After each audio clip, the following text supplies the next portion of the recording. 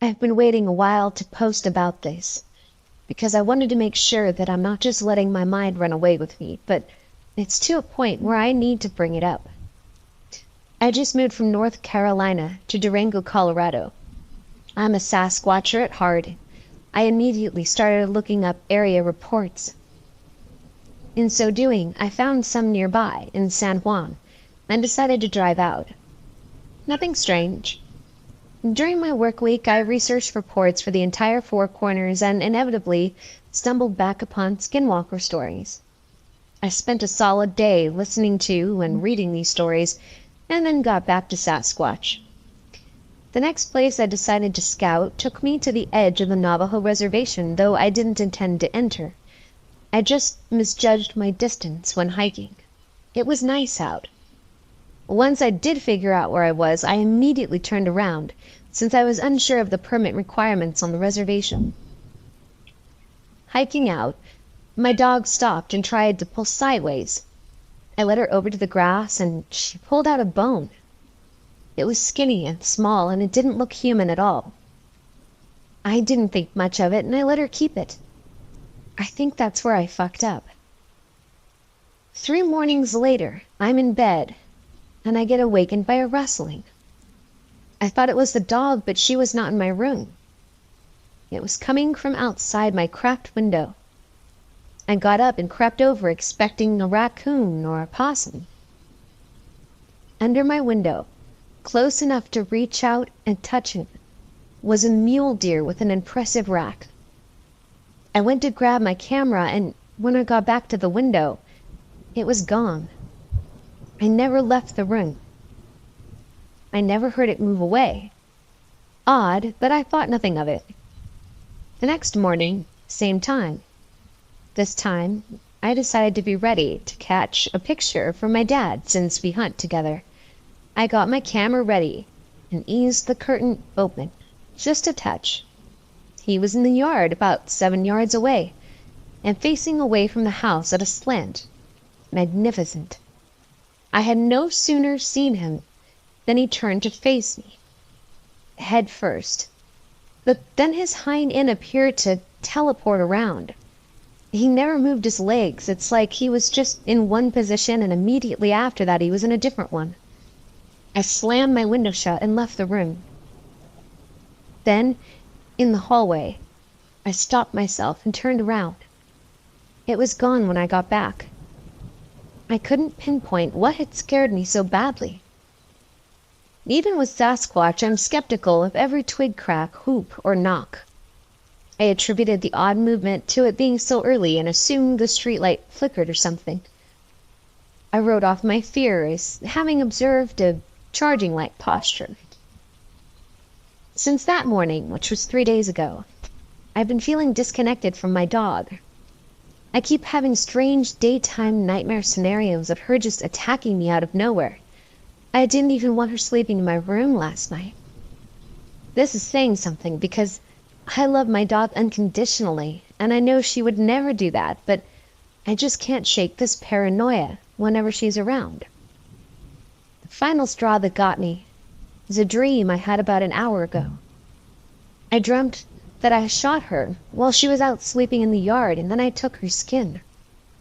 I raced out to the spot where she found that bone, and there was an old man waiting. I asked him if I could transform now, and he says no, but I can. Then he took the skin from me and flung it around himself, immediately becoming a larger and distinctly more evil form of my beloved dog. Then she ripped me to shreds, and I woke up. I immediately got up to find her. She was in my room, asleep. Then I went looking for that fucking bone, and I can't find it anywhere. She's hidden it in the yard. Did I just accidentally influence my experiences during and around sleep with my day of walker stories? Or am I in some trouble here? Update number 1. I'll be heading back out to the original bone location in an hour with the dog. I plan to bow drill a fire. It's a ceremonial thing for me, long story. Then apologize and offer one of my lucky whitetail antlers from my very first kill back home in the Appalachians. I'll keep you posted. Wish me luck. Update number 2. I'm reporting back in one piece. After leaving an offering, I decided to stay the night just off the reservation, and it was a dead still night. Eerie, but uneventful. Except I was off on a wood run in the tree line and found a mutilated deer carcass positioned very strangely. That's all for now. Let's hope it worked. Last update. I talked to my buddy yesterday after work. We had a few of the house brewskis, and then I told my story to him. Oddly enough, I told it to another coworker too, who's Navajo. He just happened to be off having a beer as well. They both kind of went stone-faced when I mentioned the deer and the dream. I then told them of the offering of the antler and tobacco, and they said that was a very smart move, but said that I was stupid to sleep out there, and the carcass may well have been a warning to stay away. In terms of activity, I've had none at the house, and I feel fine. My friends said to let them know if anything else happens, and then they can put me in contact with someone who can help. Things were quiet until today. The dog came prancing happily in with half a mule deer hoof in her mouth. She's obsessed with it, won't keep it outside. And when I take it away, she just follows me. It's very out of character. I don't know what to do.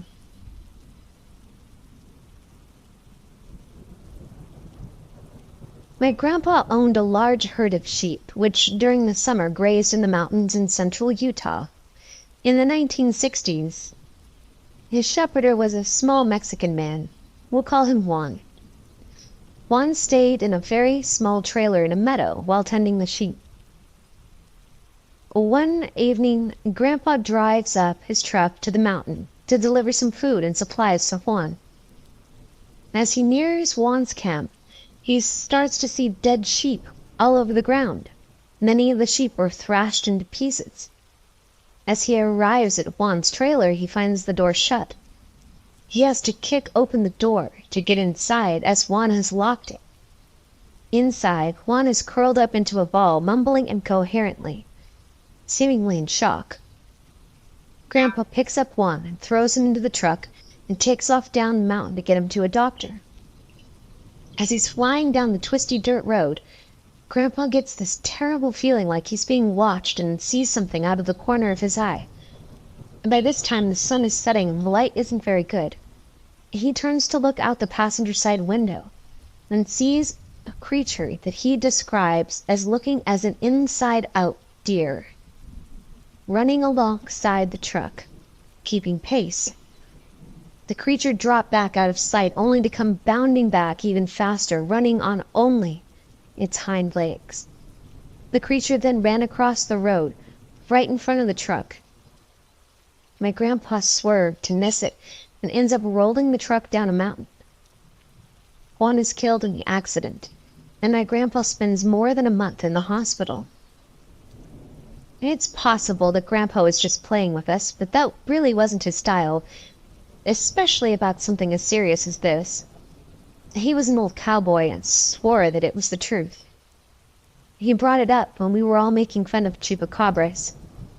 He believed that it was some sort of chupacabra-like animal that he saw, but he's more convinced that it was a skinwalker.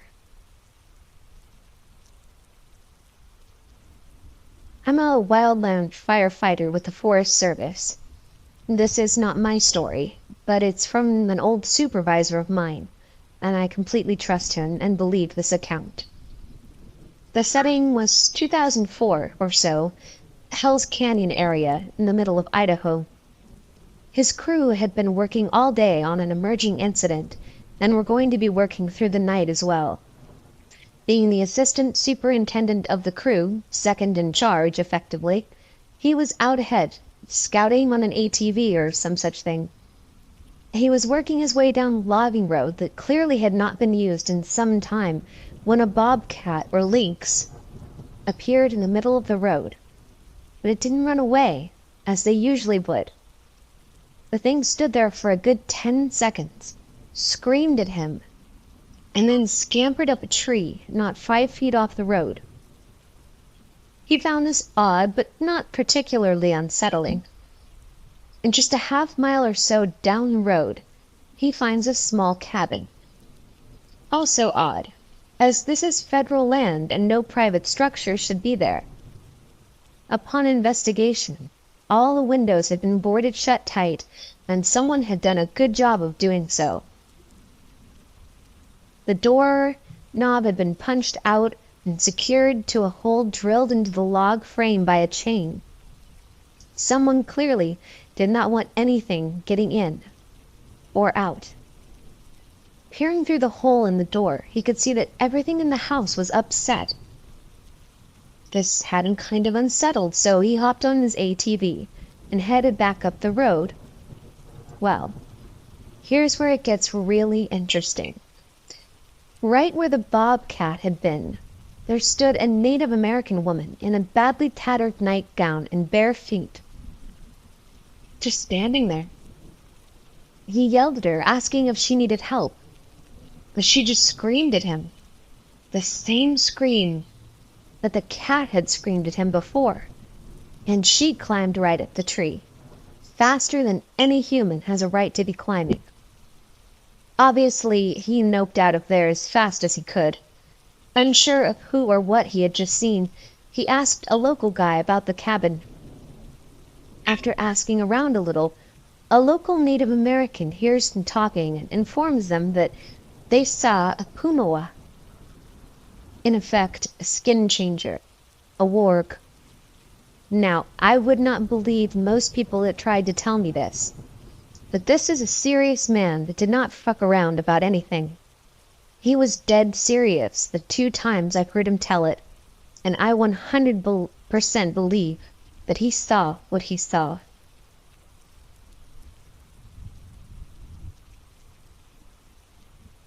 It was Christmas night of 2007 at around 8:30 at night. It was a rural back road in upstate New York. The day was pleasant and festive. Opening presents early in the morning with my sisters, a hearty breakfast made by my dad, delicious smells from the kitchen as Mom and Dad prepared a feast, visits from extended family bringing pies and cakes for dessert. Around 2, we all sat down to eat and then lazed about for the rest of the afternoon into the evening. At about 8, after everyone had left and the food was all put away for round 2 the following day, I decided to head over to visit my friend in the next village. The drive would be about 10 minutes if I took back roads to get there, so I did. First, a little background on where my friend lived. It was a housing development surrounding a private lake. You might call it a gated community. You could still drive through it freely after hours by entering one of 4 private entry points. Since the community was built around a lake, the roads surrounding it went in a spiral sort of shape. The houses were sparsely positioned on the outermost part of the spiral road, closest to the 4 private entry points. As you drove in further, there were a lot more houses positioned closer together, nearer to the lake. My friend lived on the outer edge of this development, so once I reached the entry point, it would only take me another few minutes until I reached his house. His house, along with all the others, were far enough apart that you couldn't see them from the road as you drove by. There were either woods all around with long drives, or open fields with long drives. You could see porch lights on in the distance, but that was about it. As I entered into the development, the speed limit dropped from 30 miles per hour down to 20. There were no streetlights in the development, and for some reason, I never put on my high beams. I couldn't go any faster than the speed limit because there were speed bumps in place every 30 feet or so. It was a mild night. I remember having my driver's side window up slightly, taking in some fresh air. I remember driving in silence, which was unusual for me because I normally always listen to music when I drive. I must have been enjoying the quietness after the commotion of the day. I reached a section of road that had barren fields on either side and woods set in the back. Houses were probably nestled back into the trees. As I drove, I noticed what looked like someone walking up ahead on the opposite side of the road, coming in my direction. Mind you, I was still going about 20 miles per hour the whole time, so it was probably less than a minute by the time the walker came into clear view. I got a quick scan of it from my windshield before my car and it were exactly parallel. This is what I saw. It was not a person. It stood on two long legs, with long arms hanging down from its shoulders. It was strong-looking, lean, muscular, but not beefy in stature. Yet it looked thin at the same time. It stood at least 7 feet tall, and was light in color. I can't be sure whether it was white, tan, yellow, or gray. It didn't appear to have fur, but there was some texture to the skin. It wasn't smooth.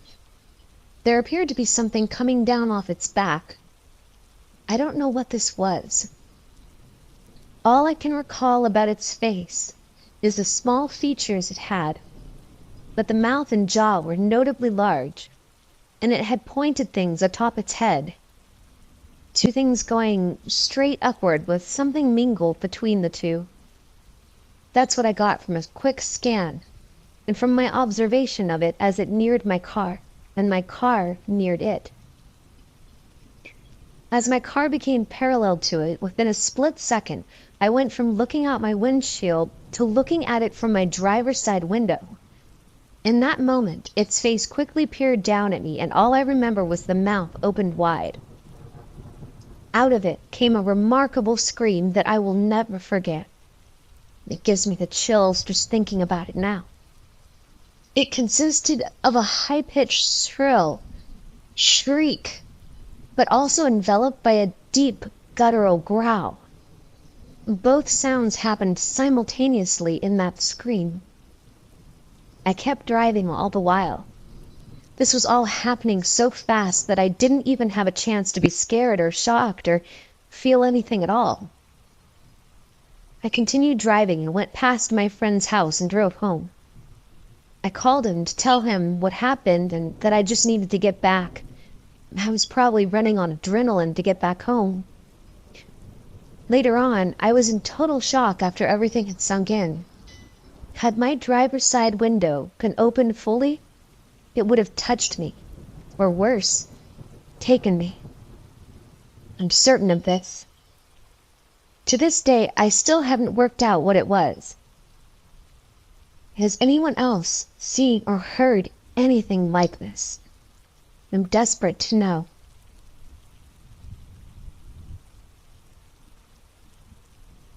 I've been a Reddit lurker now and again, and I just came across this subreddit, and I wanted to share an experience that I had last summer. Some backstory. My boyfriend and I just bought our first house in June on a lake about an hour northeast of Seattle, Washington. Aside from the lake community we're a part of, there really isn't a large population around here. We're in between a few larger towns, but they're all about a 20-minute drive from where we live. Our house is backed up right against the Cascade Mountains.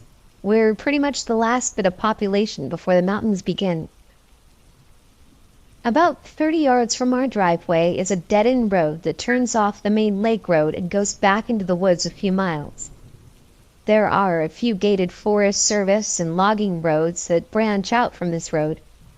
My boyfriend and I ride our dirt bikes up these roads and they go on for miles, but there really aren't any other houses in this area except for a few that are all on the main dead-end roads. Before taking the dirt bikes up it, I had walked up this road a few times, exploring the area, and it always felt a little odd to me. My boyfriend has said things like, "That road is creepy, even in broad daylight."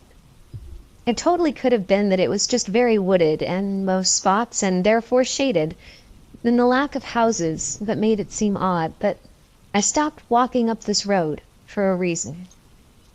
When we moved in, I was dog sitting my friend's pit bull, Bella. She was about 70 pounds and was a totally fearless brat. She was kind of aggressive with other dogs and even with some people, food handling, things like that.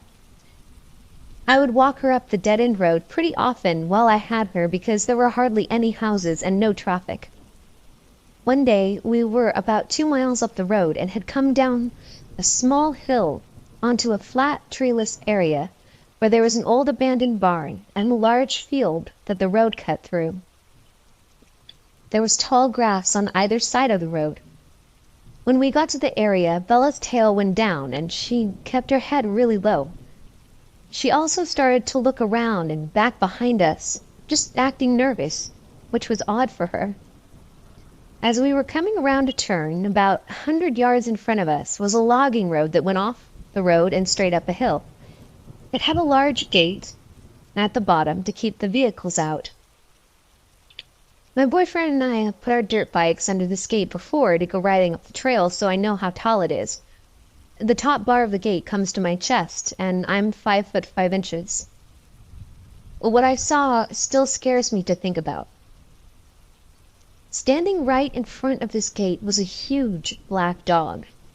It was standing broadside with its head low, and I'm almost positive it was looking towards us, because I couldn't make out a snout or ears. I couldn't see a tail either, but it may have been lowered between its hind legs. The shoulder of this thing was higher than the top bar of the gate, because it was blocking part of it from view. I stopped instantly and held Bella's harness so she couldn't advance forward anymore and catch sight of this thing, because aggressive dog problems. I looked at this thing for probably 2 seconds total, before turning back and hauling ass back up the road because I heard the thing growl. 100 yards away from it, and I heard this fucking thing growl.